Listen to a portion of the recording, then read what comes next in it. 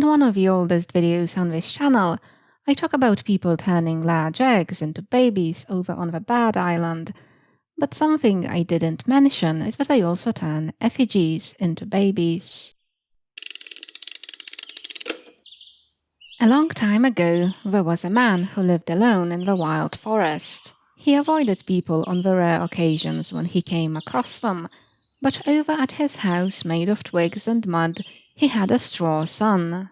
Every single day he talked to his son and treated him like a living boy, but because he was all alone, it took a while for the magic to work its job. It was 20 years after the man made himself a straw child that he woke up one day to find that his son was alive. They were happy for some time, but the man had become very old, and 5 years after his child came to life, he died.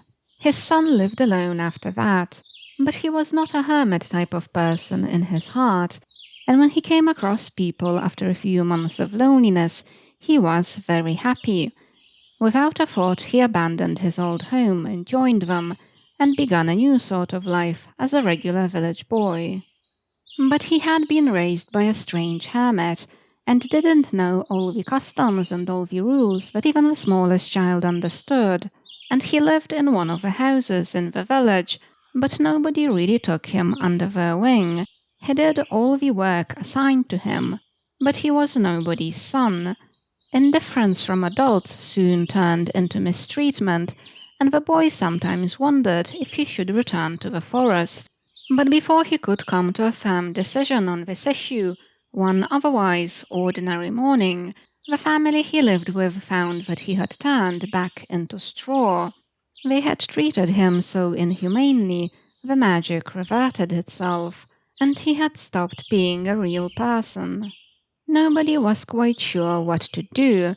It was a very creepy occurrence, so they put him away into storage and then forgot him.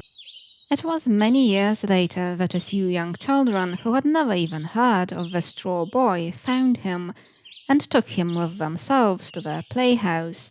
There they dressed him in rags and turned the inanimate boy into their playmate. And one day they came to the playhouse and found that the straw boy was gone.